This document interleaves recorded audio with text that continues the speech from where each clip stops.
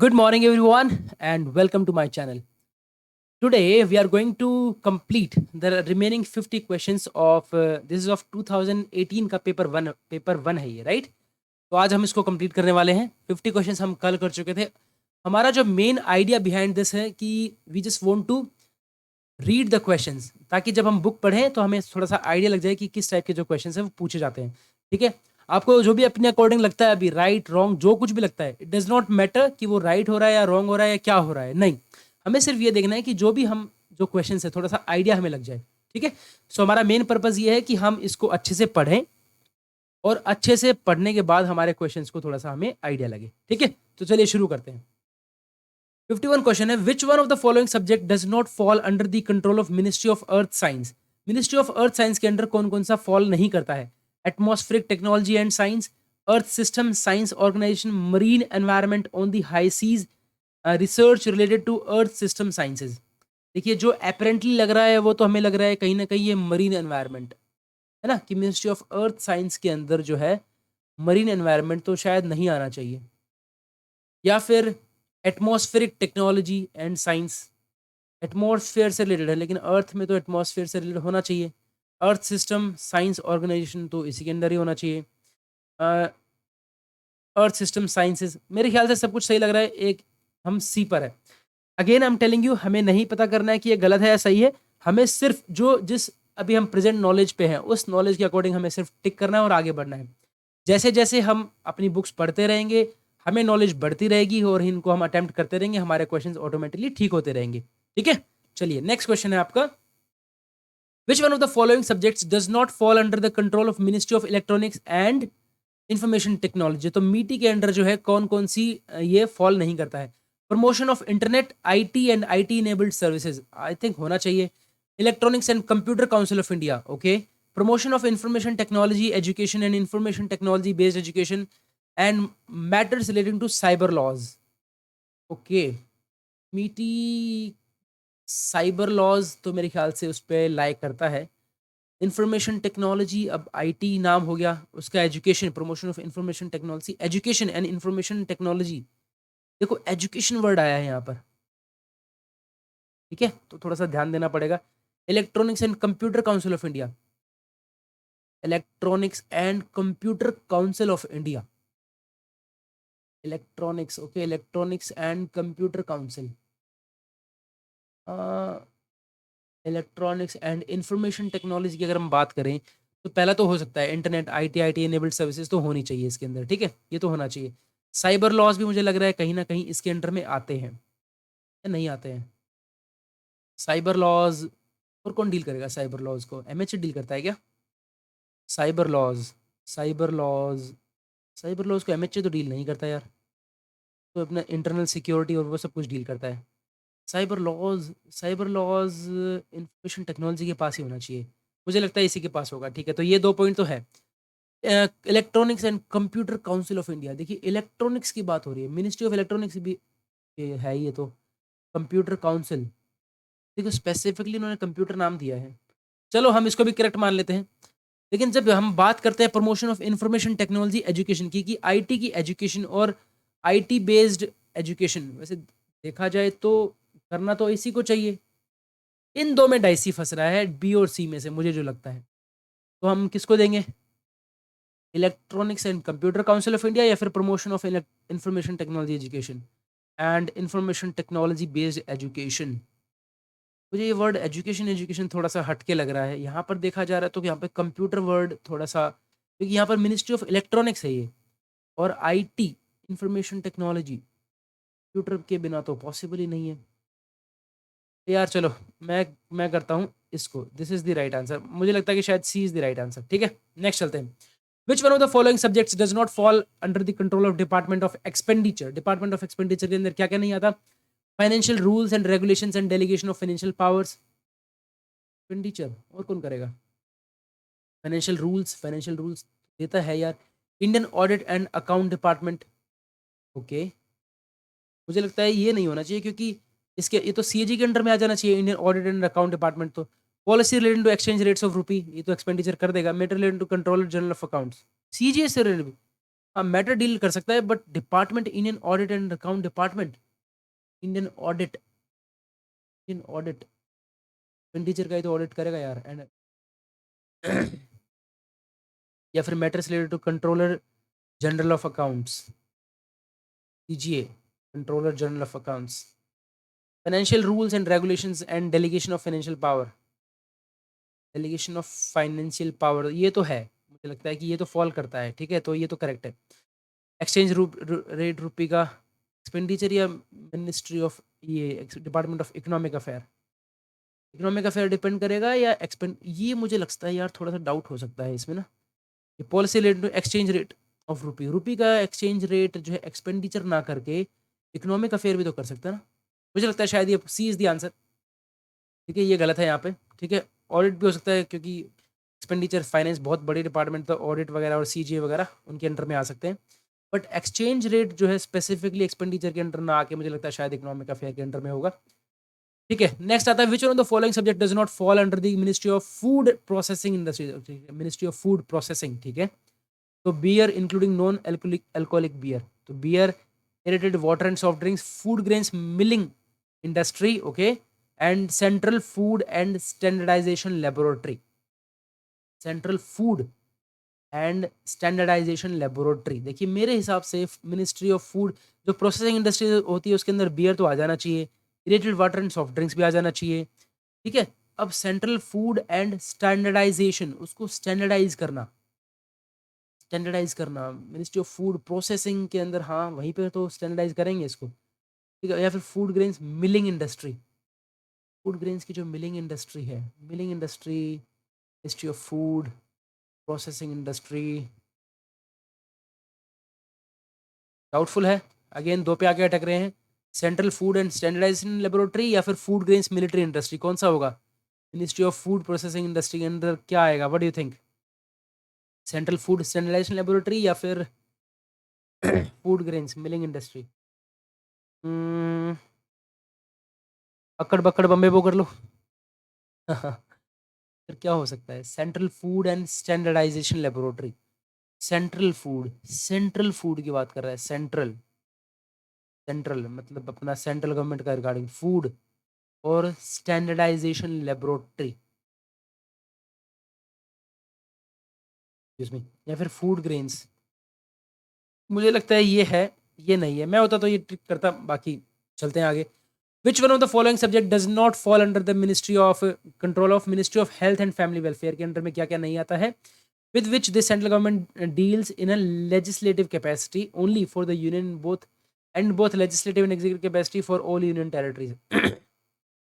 देखिए, तो कौन सा सब्जेक्ट है जो कि मिनिस्ट्री ऑफ हेल्थ और फैमिली वेलफेयर के अंडर नहीं आता है, with which central government deals in a legislative capacity, लेकिन जो सेंट्रल गवर्नमेंट है वो लेजिस्लेटिव कैपेसिटी के लिए उनसे टच में है, फॉर द यूनियन, यूनियन की legislative capacity and in both legislative and executive capacity for all union, और यूटी की सारी legislative as well as executive capacity के लिए उससे टच में है। क्या है ऐसा?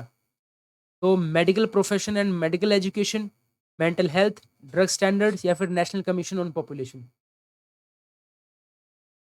जो मिनिस्ट्री ऑफ हेल्थ और फैमिली वेलफेयर के अंडर में नहीं आता है, लेकिन सेंट्रल गवर्नमेंट जो है उनसे डील करती है लेजिस्लेटिव कैपेसिटी में, यूनियन यूनियन की लेजिस्लेटिव कैपेसिटी में, और लेजिस्लेटिव और एग्जीक्यूटिव कैपेसिटी में यूटी के रिगार्डिंग, ठीक है। लेजिस्लेटिव और एग्जीक्यूटिव कैपेसिटी में मिनिस्ट्री ऑफ हेल्थ और फैमिली के अंडर में नहीं आता है। Medical profession and medical education चाहिए यार, ये तो हेल्थ और वेलफेयर के under, mental health, drugs standard या नेशनल कमीशन ऑन पॉपुलेशन। तो एक तो ड्रग्स, ड्रग्स जो है हेल्थ और फैमिली के अंडर में शायद आ भी जाए यार। National commission on population, health और फैमिली वेलफेयर, मुझे ये डाउटफुल लग रहा है, ठीक है। नेक्स्ट है which one of the following subject does not fall under the control department of heavy industries में कौन कौन सा नहीं आता है? Residual work relating to erstwhile bureau of public enterprises including industrial management pool, okay. जो भी रेजिडियल वर्क है, जो भी छोड़ दिया किन्होंने, जो पहले जो ब्यूरो ऑफ पब्लिक एंटरप्राइजेस थी जिसमें इंडस्ट्रियल मैनेजमेंट पूल भी आता था, वो क्या वो नहीं करता है? Bharat ophthalmic glass limited, Bharat leather corporation, Bharat heavy electric. देखिए does not fall heavy industry में भारत हैवी इलेक्ट्रिक्स तो है, BHEL तो बहुत बड़ी है। भारत लेदर कॉर्पोरेशन ठीक है, भारत लेदर कॉर्पोरेशन, हाँ ये भी बड़ी इंडस्ट्री है, ठीक है। ऑप्थेल्मिक गैस एलिमेंट ये भी ठीक है, मुझे तो यही लग रहा है ये नहीं होगा। दिस इज देयर आंसर, ठीक है, it does not fall. Which one of the following subject does not fall under the control of department of official language? Official language के अंदर क्या क्या नहीं आता है, देखिए डिपार्टमेंट ऑफ ऑफिशियल लैंग्वेज किसके अंडर आता है, MHA के अंडर आता है, ठीक है। तो implementation of the provisions of constitution relating to official language, implementation जो भी प्रोविजंस है किसके relating to official language, provision of constitution, हाँ तो मेरे ख्याल से ये तो रहेगा, ये तो होगा। Matters relating to Kendriya Hindi Samiti including its अप समितिज, आई थिंक ये भी होना चाहिए, होना चाहिए ऑफिशियल लैंग्वेज में। Constitution and cadre management of central secretariat official language service होना चाहिए। Implementation of model rules of business in official language for state government duty administration यार ये भी होना चाहिए, देखा जाए तो चार भी होना चाहिए। इम्प्लीमेंटेशन ऑफ मॉडल रूल्स, कि मॉडल रूल्स कौन बनाएगा बिजनेस में ऑफिशियल लैंग्वेज में फॉर स्टेट गवर्नमेंट और यूनियन टेरिटरी, ये तो है पक्का पक्का, ठीक है। Constitution and cadre management of the central secretariat official language service, constitution and cadre management of central secretariat official language service, देखिए कोई लैंग्वेज की सर्विस है ये, ठीक है, मुझे लग रहा है ये नहीं है। केंद्रीय हिंदी समिति, यार जब ऑफिशियल लैंग्वेज कर रहे हो तो हिंदी वाला मिनिस्ट्री ऑफ एजुकेशन में आएगा क्या? केंद्रीय Hindi Samiti including Hindi Samiti including its अप समितिज, देखिए अगर हम डिपार्टमेंट ऑफ ऑफिशियल लैंग्वेज की बात करते हैं और हिंदी जो है उसके अंदर नहीं आता है देखा जाए तो, है ना, तो ये भी हो सकता है कि वहाँ से हिंदी नहीं है तो यहाँ पर भी जो है ऑफिशियल लैंग्वेज में ना यूज़ करें।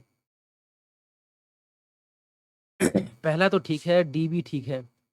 Matters related to Kendriya Hindi Samiti including its अप समितिज, क्या होगा, matters related to Kendriya Hindi Samiti या फिर अप समितिज, कौन सा होगा, what do you think?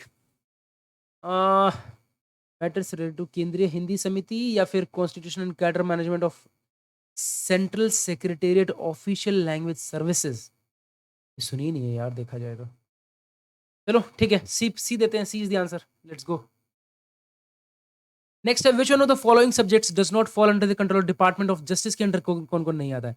Legal aid to the poor, court fee and stamp duties in the union territories, trust and trustees, administrator general and official trustees, creation of all India judicial services, creation of all India judicial services NGAC के under में आता है, ठीक है। पर क्या NGAC department of justice के under में आता है वो मुझे नहीं पता, मुझे लगता है शायद वो एक ऑटोनोमस बॉडी टाइप है, लेकिन किसी न किसी के अंडर में तो होगी। डिपार्टमेंट ऑफ जस्टिस के अंदर होना चाहिए वैसे, ऑल इंडिया जुडिशियल सर्विसेज कौन करेगा, NGAC करता है, but legal aid to the poor, department of justice, department legal aid to the poor, मुझे एक minute, legal aid to the poor, department of justice नहीं है यार, लीगल एड देनी है पुअर को, ये शायद डिसेबिलिटी है एक हमारी मिनिस्ट्री ना, उसके अंडर आता है शायद, तो I am not sure, but still अगर मैं मारता तो मैं इस पे ए पे टिक करता आगे बढ़ जाता। Which one of the following subject does not fall under the control of ministry of mines के अंडर कौन कौन सा नहीं? Geological survey of India, Indian bureau of mines, metallurgical grade silicon, national mines and small industries corporation. ओ बेटा, हमने ये पढ़ा था national mines and small industries corporation, देखा आपने, हमने पढ़ा है ना ये नेशनल माइंस एंड माइंस था उसके अंदर एंड स्मॉल इंडस्ट्रीज, यार अभी हमने कॉमर्स में पढ़ा था। अगर मैं गलत नहीं हूँ तो हमने उसको बोला था कि इंडस्ट्रीज के देख के हम इसको कर सकते हैं, लेकिन ये था क्या नेशनल माइंस, उसके अंदर सीमेंट बिल्डिंग वाला था, नेशनल माइंस, मुझे लगता है मैंने कहीं पढ़ा है यार, ये कहाँ पढ़ा है वो थोड़ा डाइसी हो रहा है। National mines and small industries, कहीं ना कहीं पढ़ा है नेशनल माइंस एंड, कहाँ पढ़ा है वो समझ में नहीं आ रहा है कहाँ पढ़ा है, लेकिन पढ़ा है। और मैं इसलिए थोड़ा इस पर अटक रहा हूँ क्योंकि मैंने मिनिस्ट्री ऑफ माइंस का तो अब तक मैंने चैप्टर ही नहीं पढ़ा है, तो मुझे लग रहा है कहीं ना कहीं ये हो सकता है, लेकिन मैं श्योर होना चाह रहा हूँ कि मिनिस्ट्री ऑफ माइंस किस में पढ़ा है अब तक, में पढ़ा है वो थोड़ा टफ पड़ रहा है यार, रिकॉल करना थोड़ा कंफ्यूजिंग तो होता ही है ये। है ना? एनी गेसेस क्या हो सकता है इसमें? नहीं आ रहा यार याद। अ, अच्छा वो माइंस नहीं था मेरे ख्याल से, वो था मिनरल्स और मेटल ट्रेडिंग कॉर्पोरेशन था, है ना? मिनरल्स और मेटल ट्रेडिंग था, national mines and small industries नहीं था। ओके ओके ओके, वो मेटल था। मेटल था ना, हमने कॉमर्स में जो पढ़ा था वो मेटल था, राइट? इस तरीके से आपको कनेक्ट कर करके देखना पड़ेगा यार, बीच बीच में ना कंफ्यूज तो करेंगे ही ये लोग ना। तो कहीं ना कहीं मुझे लगता है कि वो minerals and metal trading corporation है। इससे ऊपर वाला था ना जिसमें प्रोजेक्ट इक्विपमेंट वगैरह था, वो दोनों चीज़ थे, और इसमें मिनरल्स और मेटल ट्रेडिंग था। तो ये national mines and small industries corporation, मुझे लगता है कि ये माइंस के अंडर में ही होना चाहिए यार। मेटलर्जिकल ग्रेड सिलिकॉन इसी में होना चाहिए। Indian bureau of mines, IBM, इसी के अंदर होना चाहिए। जियोलॉजिकल सर्वे ऑफ इंडिया, और सब कुछ तो इसी के अंडर होना चाहिए। जियोलॉजिकल पे थोड़ा हो सकता है अर्थ साइंस वगैरह के अंडर में हो ये। तो 59 पे पहला हम क्लिक करेंगे और आगे बढ़ जाएंगे। नेक्स्ट है, which one of the following subject does not fall under the control of ministry of minority affairs? Ministry of, देखो अब तो पता है, अब जैसे जैसे हम क्वेश्चंस पढ़ रहे हैं, we are getting to know कि AOBR से कितने क्वेश्चंस पूछे जा रहे हैं, ठीक है? तो हमें इस पर अपना कहीं ना कहीं ज्यादा फोकस रखना है, ठीक है? ओके, तो मिनिस्ट्री ऑफ माइनॉरिटी अफेयर से पे क्या क्या फॉल नहीं करता है? All matters relating to minority communities except matters relating to law and order. जो भी मैटर है माइनॉरिटी कम्युनिटीज के, लेकिन लॉ एंड ऑर्डर को हटा के, वो जो है मिनिस्ट्री ऑफ माइनॉरिटी अफेयर में आते हैं। ओके, एक्सेप्ट बोला है। Matters related to national commission of minorities act, I think इसी के अंदर होना चाहिए। डिस्ट्रिक्ट माइनॉरिटीज प्लानिंग कमेटी, इसी के अंदर होना चाहिए। Representation of Anglo Indian community,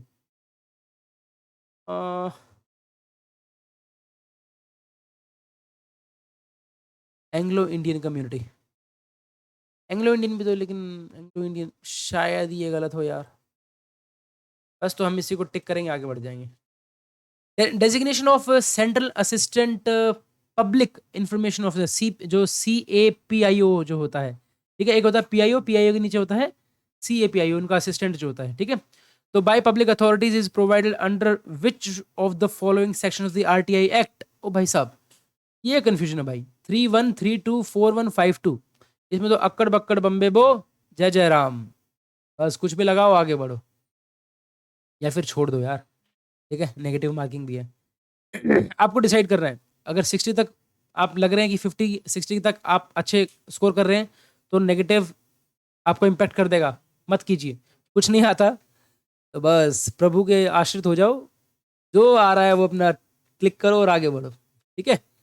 चलिए नेक्स्ट चलते हैं। 62, the purpose of suo motu disclosures under which of the following sections of the RTI act is to place a large amount of information in public domain on a proactive basis. देखिए, suo मोटो disclosure का मतलब होता है कि RTI act 2005 के under की large amount of information जो है वो आपको पब्लिक डोमेन के अंदर प्रोएक्टिवली डिस्क्लोज कर देनी है, ठीक है? ताकि ट्रांसपेरेंट सिस्टम हो सके, और जो नीड है RTI की वो कम से कम हो जाए। क्वेश्चन बहुत अच्छा है, सबको लगता है कि हाँ अटेम्प्ट कर लेंगे, जैसे ही ऑप्शन देखते हैं हालत खराब होती है। सेक्शन 2, सेक्शन 4, सेक्शन 6 और सेक्शन 8, भाई कुछ नहीं आता, नहीं पता।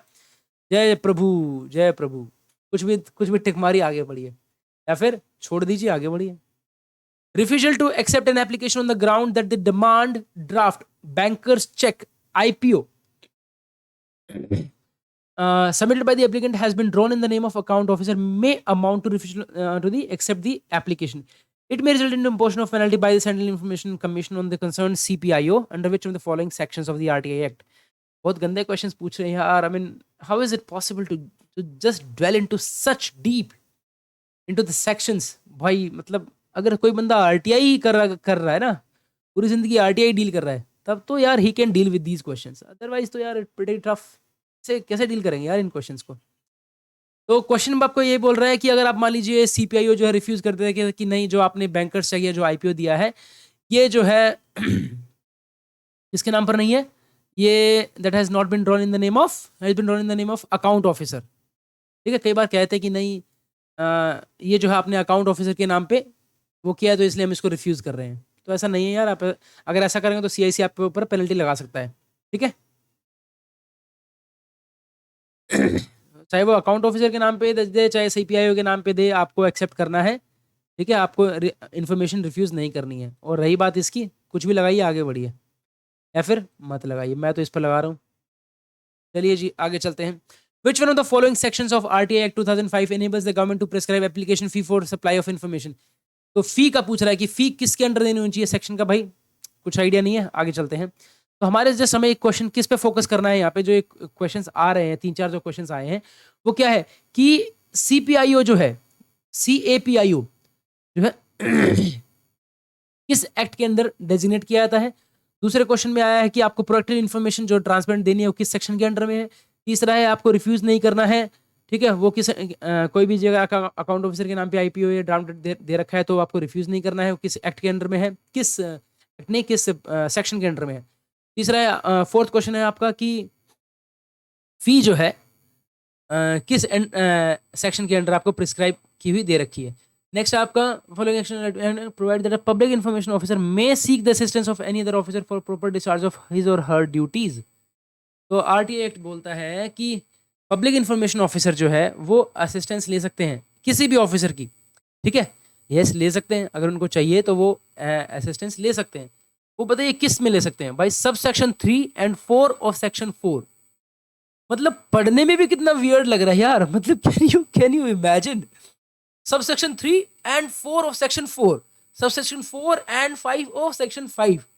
भाई क्या भाई आइंस्टाइन बनाना चाहते हो क्या आरटीआई का? कुछ नहीं आता भाई, आगे बढ़ेंगे, ठीक है। नेक्स्ट क्वेश्चन है आपका, consider the following statements regarding the function of RTI cell. चलिए आरटीआई सेल के बारे में कुछ बात करते हैं।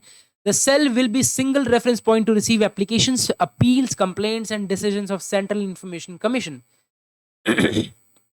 तो जो हमारा आरटीआई सेल है क्या वो एक सिंगल रेफरेंस पॉइंट होगा एप्लीकेशन लेने के लिए, अपील्स लेने के लिए, कंप्लेंट्स लेने के लिए, या फिर डिसीजंस सीआईसी के जो डिसीजंस है उनको रिसीव करने के लिए, ठीक है। I think yes RTI cell क्या वो होगा ऐसा, may be may not be. The cell will ensure uploading of all applications and appeals received by it on the RTI MIS। ये तो ठीक है, चलो कर देना है। The cell will ensure uploading of all complaints and decisions of CIC on the DMIS। तो फिर तो यार तीनों ही ठीक है, अगर यही है तो 1 2 3 पे टिक करेंगे, आगे बढ़ जाएंगे। Consider the following statements regarding the monitoring of RTI application and appeals। किस तरीके से मॉनिटर करेंगे? Annual reports as prescribed by the CSE। Yes, annual reports बनाते हैं हम इसमें। A quarterly report regarding disposal and receipt including CPIO wise analysis of disposal, ठीक है, कर सकते हैं। A bi-monthly report of all RTI requests received and disposed of during the period with a comparative picture। ये नहीं पता यार, third वाला मुझे शायद गलत लग रहा है, लेकिन हम इसको ठीक ही मानते हैं। 1 2 3 करके आगे बढ़ते हैं। नेक्स्ट बोलते हैं, according to which of the following sections of RTI act 2005 if an application is received by the public authority seeking an information which is held by another public authority. RTI act के according अगर आपके पास कोई application आती है तो ये बोलता है कि जो वो जो आपसे इन्फॉर्मेशन मांग रहा है वो किसी दूसरी सीपीआईओ के पास है, ठीक है, and which is more closely connected with the subject matter into किसी दूसरे ज़्यादा पर्टेन करता है, तो public authority receiving the application should transfer the application to. हाँ हम उसको करेंगे, लेकिन किस अंडर में किस सेक्शन के अंडर में करेंगे वो आपने देख लेना है। सब सेक्शन 3 सेक्शन 6 मुझे लगता है जितना पढ़ा है शायद सेक्शन 6 के अंडर में, सेक्शन 3 के अंडर में होती है, बाकी दोबारा पढ़ लेना यार, ठीक है। नेक्स्ट है आपका, which one of the following sections of RTI act 2005 provides that a person who desires to obtain any information under the act shall make a request in writing on through electronic means in English or Hindi or official language of the in which the application is being made, ठीक है। तो RTI act जो है provide करता है कि कोई भी पर्सन जो इन्फॉर्मेशन लेना चाहता है shall make a request in writing और थ्रू वो राइटिंग में लिख के देगा या फिर इलेक्ट्रॉनिक मीन्स कोई मेल वगैरह कर देगा इंग्लिश या हिंदी में या फिर किसी भी ऑफिशियल लैंग्वेज में वो जो एरिया है। तो यस ये ट्रू है, आप अपनी ऑफिशियल लैंग्वेज में भी कर सकते हो। सेक्शन कौन सा होगा, कि कौन सा सेक्शन ऐसा कहता है, तो यार थोड़ा सा वैसे देखो यार सही बताऊं तो इसमें शायद 18 सेक्शंस हैं if I am not mistaken. नहीं यार गलत हूँ, ये 32 सेक्शन तो यहीं आ गए, तो ठीक है 32 सेक्शन है यार, और कोई ऑप्शन है नहीं, करना पड़ेगा, तो अगर एग्जाम पास करना है तो पढ़ना तो पड़ेगा, ठीक है। तो इंपॉर्टेंट पॉइंट देख लो यार थोड़ा सा, जो थोड़ा लगता है कि हाँ यार ये इंपॉर्टेंट सा हो सकता है। And for UPSC everything is important because they can ask you anything यार, they can ask you anything under the sun. तो भाई यस मुझे नहीं पता कौन सा है, बट आपको पता है तो टिक कीजिए, आगे बढ़िए। According to which one of the following sections of RTI act 2005 information means any material in any form. देखिए पहले जो क्वेश्चन आते थे वो इस तरीके से आते थे कि इन्फॉर्मेशन का मतलब बताइए कि उसके अंदर सीडी होगा, ये होगा, ये होगा। अब इसमें सेक्शंस पूछ रहे हैं यार, टफ क्वेश्चंस हैं, पर टफ इसलिए क्योंकि पढ़े नहीं है, अगर पढ़ लोगे तो टफ नहीं है, ठीक है। तो इन्फॉर्मेशन का मतलब है वो किस अंडर में आता है, यहाँ पर ऑफिशियल लैंग्वेज जो है किसी भी उसमें पूछता है तो वो किस सेक्शन के अंडर में है वो पूछा गया है। अकॉर्डिंग टू एक्ट जो है any complaint made against an officer of the government and possible action of the authorities might have taken on the complaint qualifies as personal information with the meaning of the section. जो आप personal information है वो किस किस act के under लाई करेगी, वो आपको सेक्शन के अंडर लाई करेगी, आपको बताना है। ठीक है, कुछ स्टैंडर्ड फॉर्मेट दे रखा है for providing information. RTI act application number, date and date of its receipt in the public authority, the name, designation, official telephone number and email ID of the CPI. कोई standard format है क्या for providing information? तो मुझे तो नहीं लगता यार, कोई स्टैंडर्ड फॉर्मेट तो है नहीं इसका, या कुछ है? The name, designation, official telephone number and email ID of the CPIO. हाँ, ये तो देते हैं हम, वैसे उसके अंदर देते तो हैं। RT application number, date and date of its receipt in the public authority, लिखते तो हैं हम आरटीआई के अंदर, तो दोनों ही कर देंगे यार। ऐसे स्टैंडर्ड फॉर्मेट है नहीं कोई, ठीक है ना। या इसका सी भी हो सकता है, डी भी हो सकता है, बट हम क्योंकि चलन में ऐसा है कि हम देते हैं, तो उसके बेसिस पे मैं इसको सी कर रहा हूँ। नेक्स्ट है, which one of the following sections of RTI act cast a responsibility on government of states to develop and organise education programmes to advance the understanding of the public about exercise the right information. ठीक है, तो state government के ऊपर जो कहीं ना कहीं एक आरटीआई एक्ट जो एक रिस्पांसिबिलिटी फिक्स करता है कि आपको एजुकेशन प्रोग्राम चलाने हैं कहीं ना कहीं, ठीक है, ताकि लोगों को इस चीज़ के बारे में, आरटीआई एक्ट के बारे में पता चले। किस सेक्शन के अंडर लाई करना है आपको देख लेना है। नेक्स्ट आपका, which one the following sections of RTI act provides that first appellate authority should dispose of the appeal with in 30 days of the. हाँ, हमें पता है कि जो है फर्स्ट एपीलेट अथॉरिटी जो इसको 30 दिन के अंदर अंदर कर देना चाहिए, लेकिन यहाँ पूछा गया है सेक्शन, किस सेक्शन के अंडर में, आपको याद करना पड़ेगा। Next, it is obligatory for the public authority under which one of the following section of RTI act 2005 to publish all relevant facts while formulating important policies and announcing decision affecting the public. तो ये जो है obligatory है public authorities के ऊपर कि जितने भी रेलिवेंट फैक्ट्स हैं, ठीक है, उनको जो इंपॉर्टेंट पॉलिसीज वगैरह जो बनाते हैं, जो भी डिसीजन आप देते हैं, तो उनको आपको जो है प्रोएक्टिवली जो है पब्लिश करना है अपनी वेबसाइट के ऊपर। वो किस सेक्शन के अंडर मेंशन है वो आपको बताना है, ठीक है। डोंट वरी यार, इतना मुश्किल नहीं है, धीरे धीरे पढ़ेंगे तो हो जाएगा। जैसे अगर आपको मान लो आपको पता है सेक्शन 4 में क्या आ रहा है, तो आप मेकआउट कर सकते हैं कि यार 4 में ये आ रहा है तो इसी से रिलेटेड होगा, ठीक है, कर सकते हो यार। देखो 6, 8, 9, 10 है, अगर आपको पता है कि सेक्शन 6 जो इस चीज से डील करता है, तो उसका 2A भी इसी से डील करेगा, 3 भी इसी से डील करेगा, 4 भी इसी से डील करेगा ना यार। तो उस तरीके से आप थोड़ा सा सेक्शन के ऊपर थोड़ा ध्यान देंगे कि सेक्शन 17 क्या डील कर रहा है, ठीक है। हाँ, थोड़ा ये डाइसी होता है, लेकिन वो वही पूछ रखा है जो एकदम इंपॉर्टेंट है, ठीक है। तो कहीं ना कहीं करना पड़ेगा, और कोई ऑप्शन नहीं है, पढ़ना पड़ेगा यार, ठीक है। नेक्स्ट है आपके पास, आरटीआई में बहुत सारे क्वेश्चंस पूछ रखे हैं यार, as we are going through, बहुत सारे क्वेश्चंस पूछे हैं इन्होंने। नेक्स्ट चलता है, which one of the following sections of RTI act 2005 gives power to the central information commission to require the concern public authority to compensate the government for any loss of the detriment suffered. तो RTI act का कौन सा section जो है इस तरीके से आपको सीपीआईओ को एक पावर देता है कि वो उनके ऊपर कॉम्पनसेशन के लिए, कि आपको कॉम्पनसेशन दीजिए उस एपिलेंट को, ठीक है, कोई भी उसको जो लॉस हुआ है उसके लिए, कौन सा सेक्शन बोलता है वो देखना है। In compliance with the provision of which on the following section of RTI act 2005 is it advised that public authority may proactively disclose the details of foreign and domestic official tours undertaken by the minister? Yes, joint secretary rank तक के जो है, या फिर आपके minister जो है, या फिर जॉइंट सेक्रेटरी अगर मान लीजिए फॉरेन टूर्स पर जाते हैं, तो आप उनको प्रोएक्टिवली आपको डिस्क्लोज करना है, ये दे रखा है आरटीआई एक्ट के अंदर, ठीक है। बट वो किस, और ये 1 जनवरी 2012 सिंस 1 जनवरी 2012, ओके ओके ओके ओके 2012 से दे रखा है। तो आपको पूछ रहा है, बताइए फिर किस सेक्शन के अंदर डील करता है। Which one of the following section of RTA Act lays down the information which should be disclosed by public authorities? Sumoto किस रूल के अंडर आती है वो बताना है आपको। सुमोटो डिस्क्लोजर जो है कैसे होना चाहिए, किस सेक्शन के अंडर में आती है। The disclosure of information may be made keeping in mind the provisions of which of the following section of RTA excuse me disclosure of information जो है किस सेक्शंस के अंडर में आप दे सकते हैं, वो बताना है आपको। नेक्स्ट सी, एक मिनट यार, ये क्वेश्चन थोड़ा समझ में नहीं आया। Yeah, the disclosure of information may be made keeping in mind the provision of which of the following section of RTA Act। तो जब डिस्क्लोजर ऑफ इन्फॉर्मेशन देनी है आपको, कोई भी इन्फॉर्मेशन जो आप डिस्क्लोज करते हैं, तो वो किस सेक्शन के अंदर लाई करती है वो आपको बताना है, ठीक है। मेरे हिसाब से 5 to 7 में लाई करते हैं, क्योंकि हम 6 में ज़्यादातर देते हैं, ठीक है जी। सीएजी पैराज जो है dealing with information about the issues of sovereignty and integrity of India, security, strategic, scientific and economic interest of the state and information covered under which of the following section of RTI act example from disclosure. तो ये sovereignty और integrity of India के regarding CAG के कुछ paras हैं जो कि RTI से एग्जेम्प्टेड है, ठीक है। जैसे हमने सिक्योरिटी के बारे में कोई इन्फॉर्मेशन देनी, सोवरेनिटी इंटेग्रिटी पे जिस पे फर्क पड़े वो इन्फॉर्मेशन देनी, कोई भी स्ट्रेटेजिक इन्फॉर्मेशन उसको रिवील नहीं करना, साइंटिफिक इन्फॉर्मेशन है, कोई भी इकोनॉमिक इंटरेस्ट की इन्फॉर्मेशन है, वो आपको पैराज वो जो है आपको एग्जेम्प्टेड है आरटीआई के अंडर। तो वो किस किस सेक्शन के अंडर एग्जेम्प्टेड है वो आप देख लीजिएगा। विच one of the following relation is correct for net domestic product. अब वो बोलता है नेट डोमेस्टिक प्रोडक्ट क्या होता है, तो gross domestic product plus depreciation नहीं यार, माइनस डेप्रिसिएशन होना चाहिए, ठीक है। तो नेट डोमेस्टिक प्रोडक्ट आता है आपका, gross domestic product minus depreciation, I think this is the answer, rest आप चेक कर लीजिएगा, मेरे हिसाब से यही है। The dilemma of measuring the developmental level of economies was solved once the United Nation development programme published its first human development. पहली बारी जो देखिए डेवलपमेंट लेवल इकोनॉमीज का किस तरीके से यूएनडीपी ने फर्स्ट टाइम जब पब्लिश किया था ह्यूमन डेवलपमेंट रिपोर्ट, यूएनडीपी ने यूनाइटेड नेशन डेवलपमेंट प्रोग्राम ने फर्स्ट ह्यूमन डेवलपमेंट रिपोर्ट जो है कब पब्लिश की थी, तो आपको ईयर बताना है जिससे आपका डेवलपमेंट लेवल ऑफ इकोनॉमी जो है वो सॉल्व हो गया था। मैं तुक्का ही मारना यार, 1990 मारेंगे आगे बढ़ जाएंगे। As per their achievement, the countries were broadly classified into different categories with a range of points on the index. Which of the following is not correct?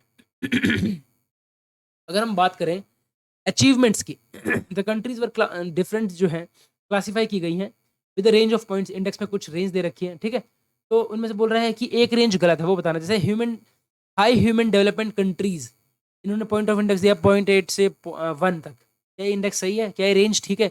Medium human development countries, फिर लो human development countries और very low human development countries, इनकी range दे रखी है आपको एक, ठीक है। तो क्या ये रेंज किस किस रेंज में लाया करता है आपको देख लेना है। I have no clue.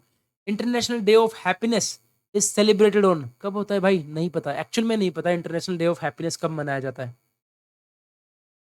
Saturday Sunday पड़ेगा तो शायद हैप्पी हो जाएंगे यार। आई थिंक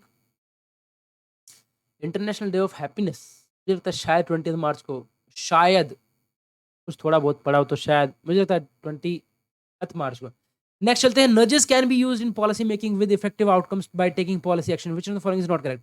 अब नजेस क्या होता है, नज वैसे तो नज का मतलब होता है अपने आप थोड़ा सा किसी को पुश करना, तो कह रहा है can be used in policy making में हम इसको यूज कर सकते हैं विद इफेक्टिव आउटकम्स, इसमें आउटकम्स जो है इफेक्टिव हो जाएंगे बाय टेकिंग पॉलिसी एक्शंस। तो देखते हैं कौन कौन सा करेक्ट बोलते हैं। Peoples behaviour does not get influenced by social and religious norms,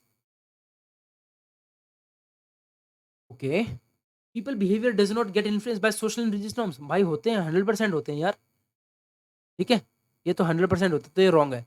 beneficial norms can be used as positive influencers friends and neighbours as role models to modify people behaviour, ठीक है, ये भी करेक्ट है, मतलब ये ठीक है ना। As people have an inclination to go for default option in their actions, changing the default can be very effective policy, okay. Policy of reminders and repeated reinforcement helps sustain change in behavior of people. I find it difficult to sustain good habits. Policy of reminders दे दिए आप, repeated reinforce कर दीजिए उसको, help जो sustain change in behaviour as people find difficult to sustain good habits, ठीक है भाई। Policy making action which following is not correct, behaviour does not get influenced, does not get influenced which of the following is not correct. तो पहली statement गलत लग रही है कि जो पीपल का behaviour does not get influenced by social and religious norms, होता है भाई 100% होता है, इन तरीकों से भी होता है और सबसे ज़्यादा तो इसी से होता है मुझे लगता है।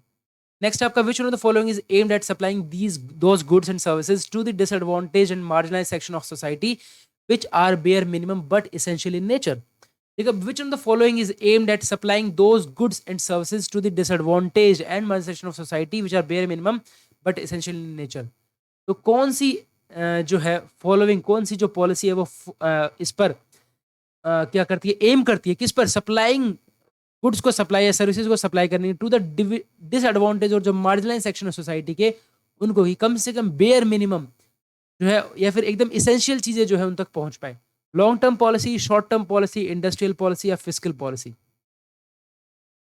तो क्या करेंगे आप, देखिए मार्जिनलाइज के पास जो है वो पहुंचे वो चीज़, तो इंडस्ट्रियल पॉलिसी मुझे लगता है कि मार्जिनलाइज के लिए कैसे, मतलब वो तो मार्जिनलाइज के लिए क्या सोचेगी, वो तो अपना प्रॉफिट देखेंगे, तो ये नहीं होगा। फिजिकल पॉलिसी भी जो है वो इंडिया को अपना रेवेन्यू वगैरह उठाने के लिए बात करेगी, नहीं होगा। लॉन्ग टर्म पॉलिसी कहीं ना कहीं हमारी गवर्नमेंट की यही रहती है कि लॉन्ग टर्म में हम ये जो मार्जिनलाइज सेक्शन है इनको हम दे पाए।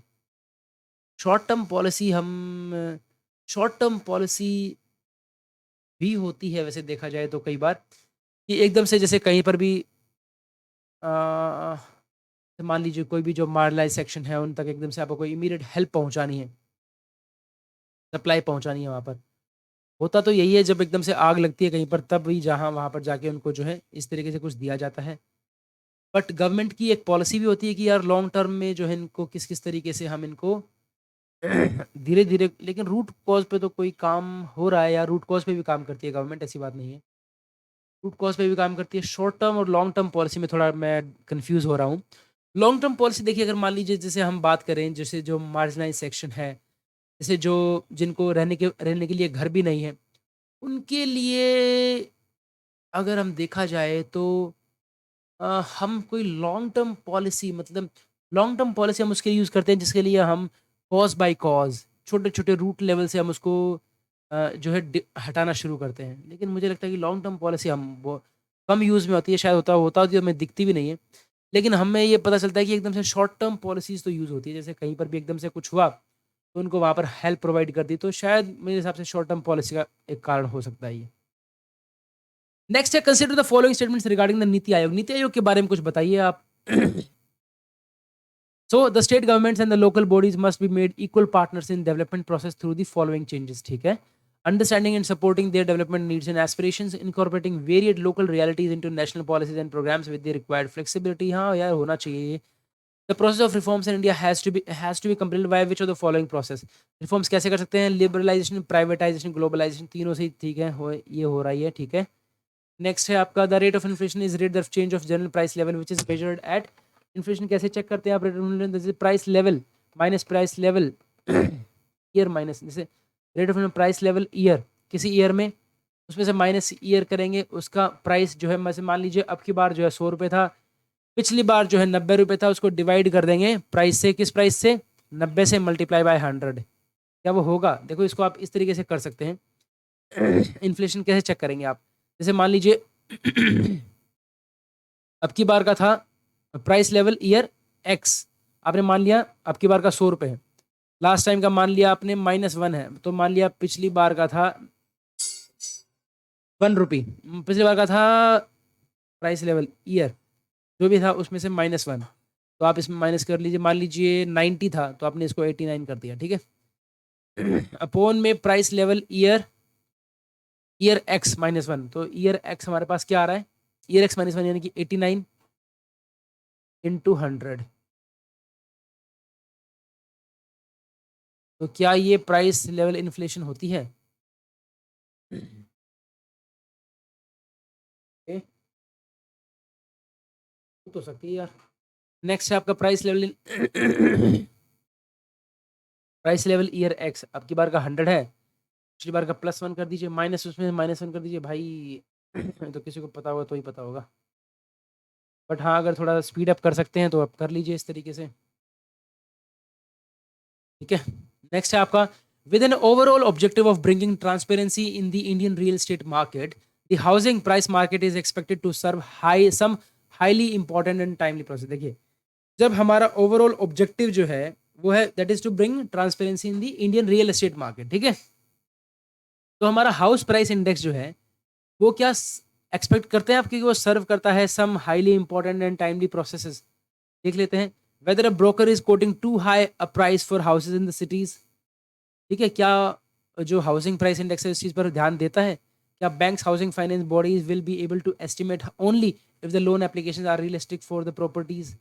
This will also show the level of performing assets in the housing sector.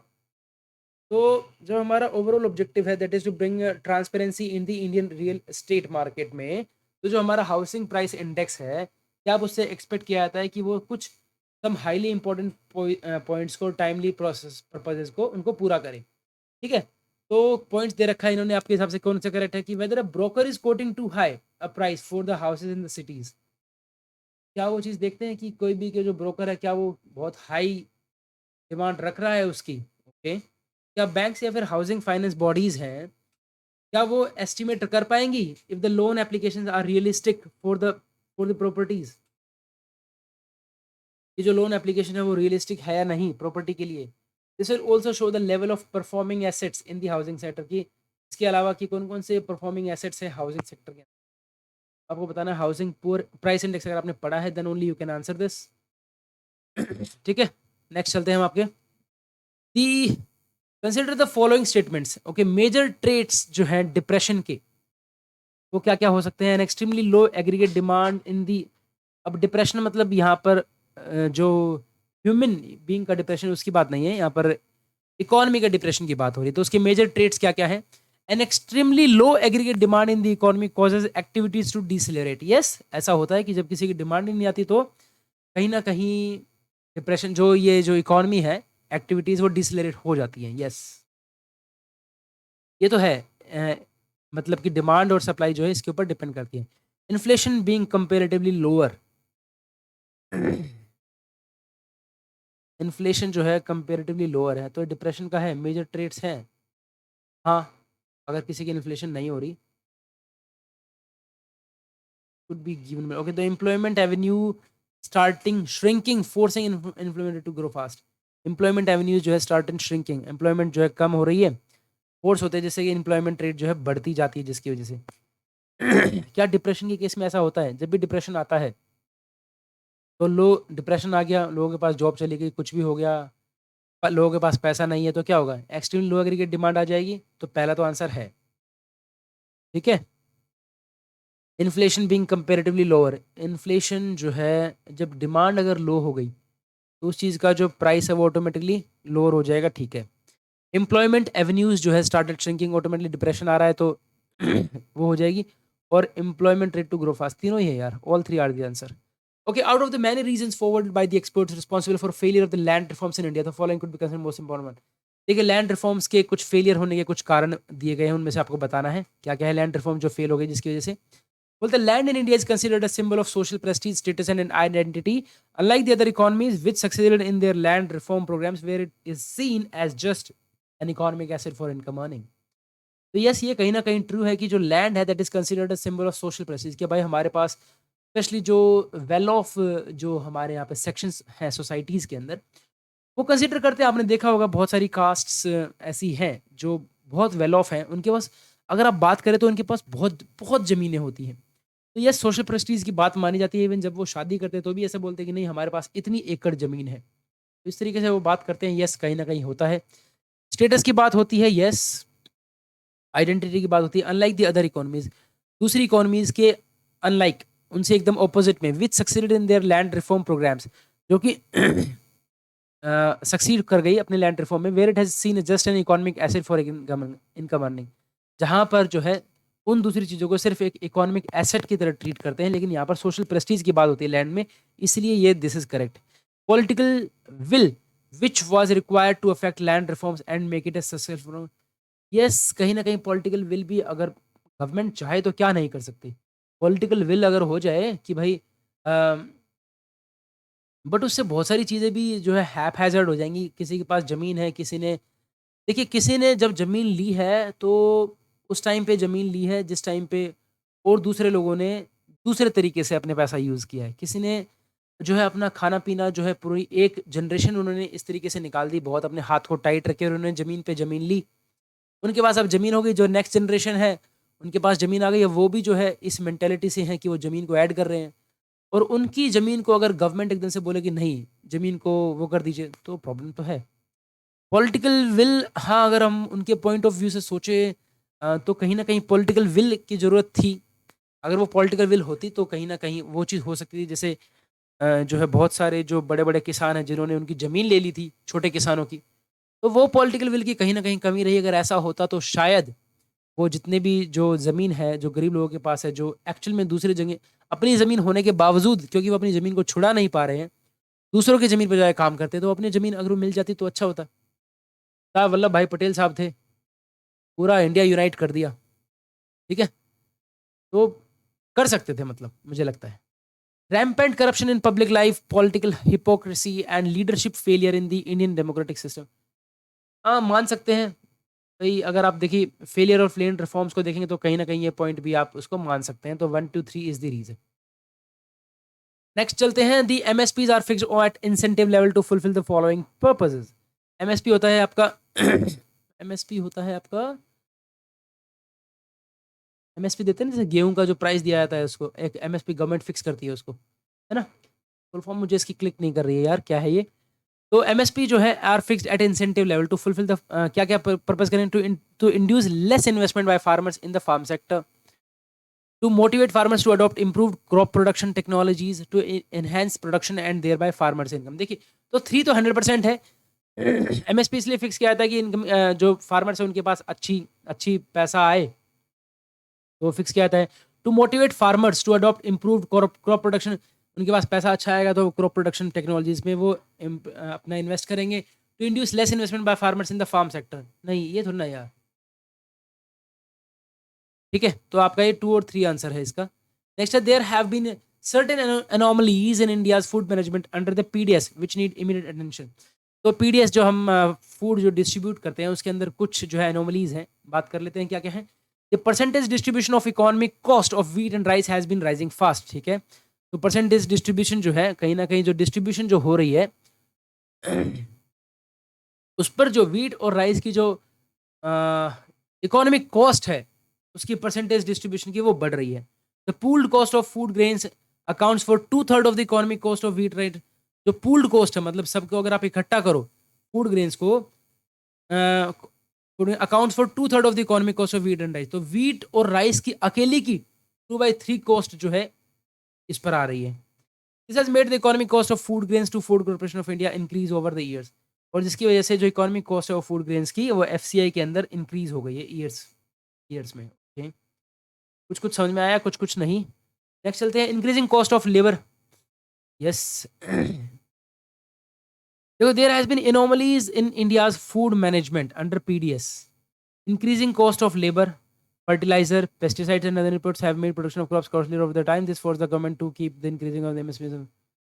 कहीं ना कहीं ये पॉइंट तो ठीक है आपका, food management under the PDS. तो मतलब एनोमलीज हैं, सर्टेन एनोमलीज हैं। लेकिन ये तो एनोमली कह सकते हो क्या कि यार कि लेबर कॉस्ट बढ़ रही है, फर्टिलाइजर कॉस्ट बढ़ रही है, पेस्टिसाइड्स बढ़ रहे हैं, अदर इनपुट्स की भी कॉस्ट बढ़ रही है, तो इसकी वजह से जो है गवर्नमेंट जो है फोर्स है इस चीज़ पे कि वो एमएसपी को बढ़ाए। This forced the government to keep on increasing the MSP of the crops too. But क्या ये इससे पर्टेन करता है, क्या ये एनोमली है फूड मैनेजमेंट में अंडर पीडीएस? देखो, एमएसपी बढ़ाने तक का पॉइंट ठीक है, डायरेक्टली तो इससे मैच नहीं कर रहा है पीडीएस से ना, आपका पब्लिक डिस्ट्रीब्यूशन सिस्टम जो है आपका डायरेक्टली तो इससे मैच नहीं कर रहा है यार ये। फर्स्ट पॉइंट है, the percentage distribution of the economic cost of wheat has been rising fast. हाँ, बढ़ रही है। डिस्ट्रीब्यूशन परसेंटेज बोल रहा है वो आपका, ठीक है। Pooled cost of food grain जो है अकाउंट करता है 2/3 of the economic cost. Pooled cost अगर सब कुछ मिला लिया जाए तब भी वो व्हीट और राइस की कर रहा है। This has made the economic cost of food grains to the FCI increase over the years. अब इसी की वजह से जो है economic cost of food grains जो है वो बढ़ रही है। अब भाई क्या कहना चाह रहे हो आप इसमें?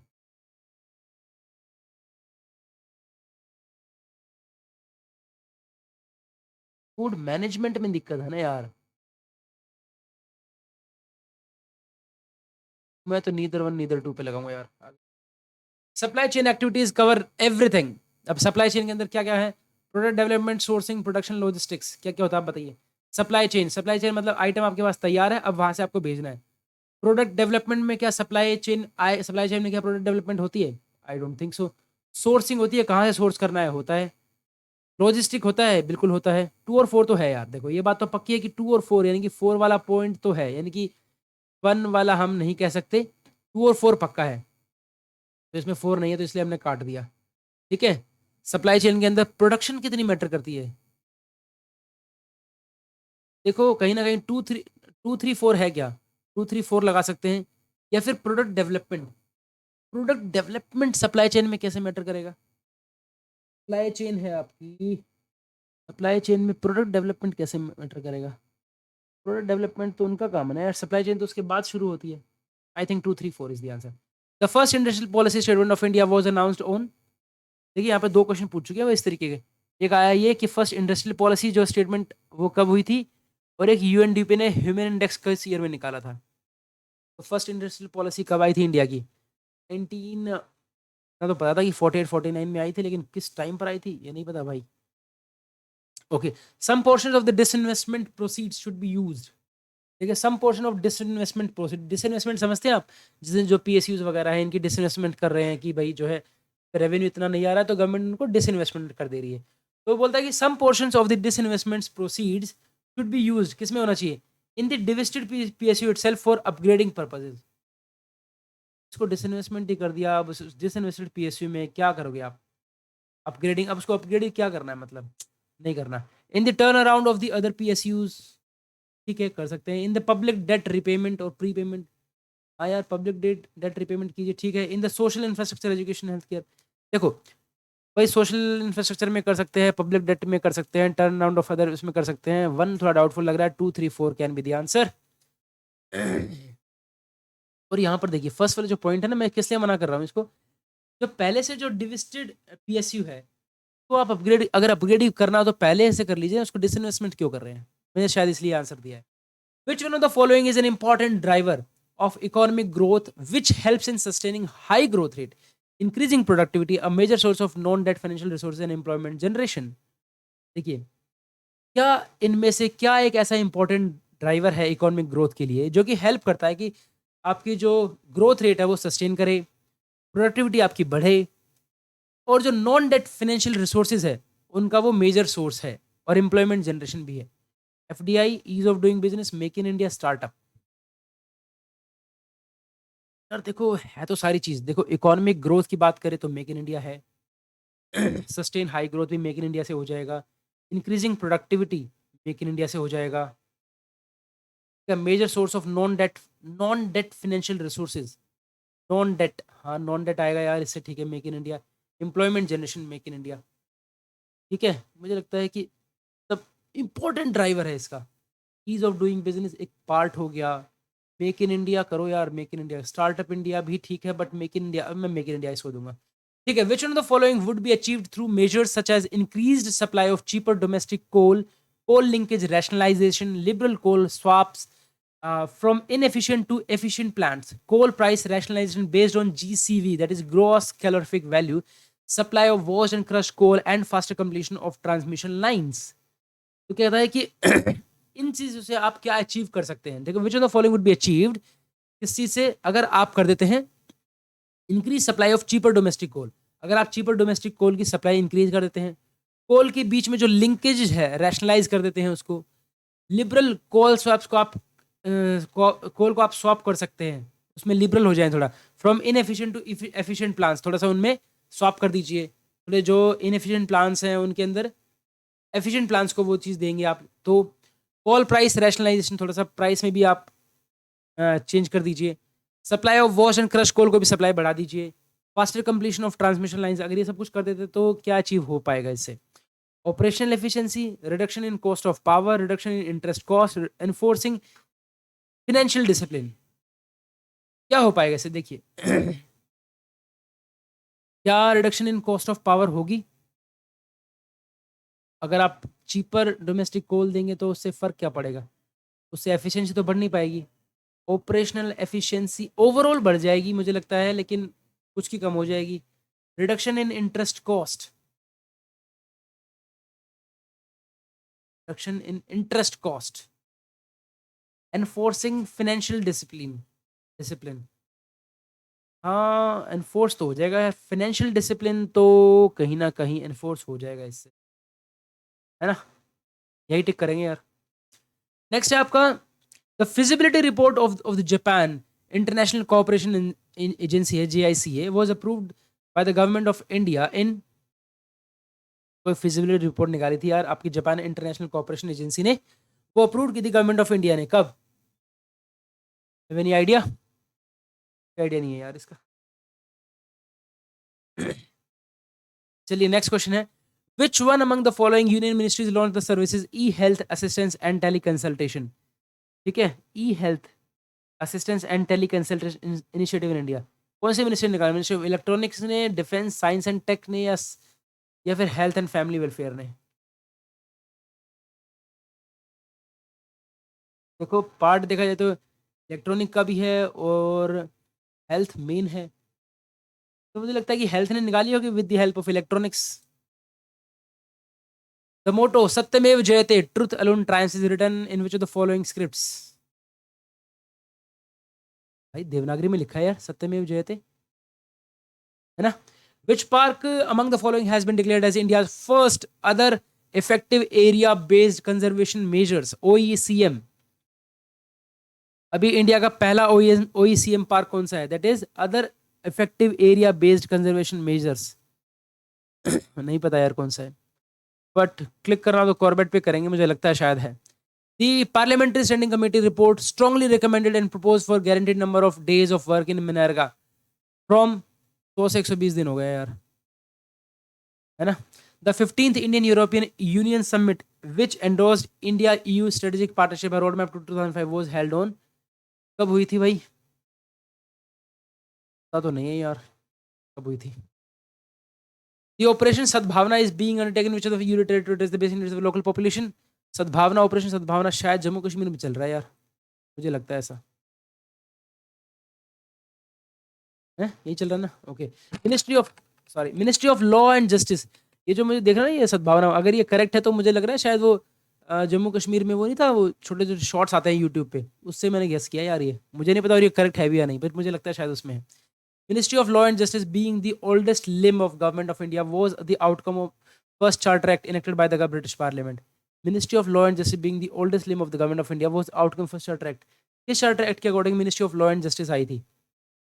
नहीं पता यार। ठीक है, Supreme Court of India, Supreme Court rules 2013 replacing the 1966 rules have been framed under which article of the Constitution of India?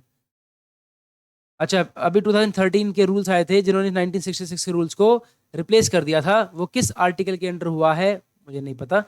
Which institution organise the fintech open summit? किसने किया था फिनटेक ओपन समिट? नहीं पता। Which one of the following is not a correct mission of Ek Bharat श्रेष्ठ भारत? कौन सा mission नहीं है उसका? To create an environment which promotes learning between states and sharing best practice and experience. Okay, can be to establish long-term engagements, to showcase the rich heritage and culture, custom and tradition of states, to foster the feeling of nationhood. ये नहीं है। Which one of the following is not the area of concern of social defense under the Ministry of Social Justice and Environment? ठीक है, तो social justice and environment का social defence नहीं है, is not the area of social defence. ठीक है, substance abuse prevention, care of older persons, beggary prevention and welfare of transgenders and minimum wages of labor. Social justice, social defence की अगर हम बात करें, social justice and empowerment के बारे में अगर हम बात करते हैं, तो सोशल जस्टिस और एम्पावरमेंट के की कंसर्न नहीं है। कौन सा एरिया कंसर्न नहीं कि सोशल डिफेंस? सोशल डिफेंस के अंडर कौन सा सोशल जस्टिस एंड एम्पावरमेंट? तो केयर ऑफ ओल्डर पर्सन तो होगा, minimum wages of labour doubtful लग रहा है, beggary prevention can be, substance abuse prevention can be, मुझे लगता है ये आंसर है। मिनिमम वेजेस जो है तो डिपार्टमेंट निकालता है क्या?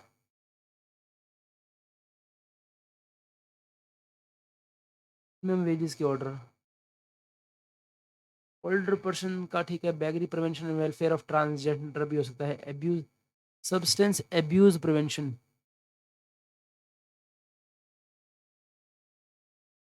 मिनिमम वेजेस को निकालता है यार, कौन सा डिपार्टमेंट निकालता है minimum wages? Ministry of Labour निकालेगी ना यार। हाँ ठीक है, यही ठीक है, right. Okay, who among the following is known as the father of white revolution? Verghese Kurien साहब हैं भाई। The following the institution of national water academy established in which city of India? Is the institution of water national water academy? National water academy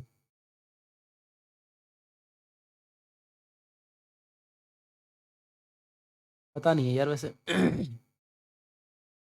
Who among the following first established the modern postal system in India during 1776? नहीं पता, Hasting को मारेंगे, आगे बढ़ जाएंगे। Which union ministry has initiated the Vikaspedia to empower the poor? विकासपीडिया यार meeting नहीं निकाली है शायद, है ना। Okay, in which event did the 94-year-old Bhagwani Devi create history by winning a gold medal at the World Masters Athletic Championship 2022? हाँ यार देखा था मैंने, 200 मीटर की स्प्रिंट थी ना शायद।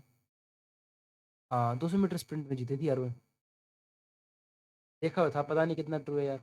Okay, which among the following is not from the G7 influence forum of the leading industrial Nations? कौन सा नहीं है G7 में इसमें? G7 में इंडोनेशिया शायद ना हो यार, सारी बड़ी बड़ी कंट्रीज लग रही हैं। The International Dance Day. Okay, IDD is observed on 29th of April to celebrate the birth anniversary of. ओ भाई, ये किसका होता है? मेरे ख्याल से जीन जॉर्जिस नोवेरे है क्या?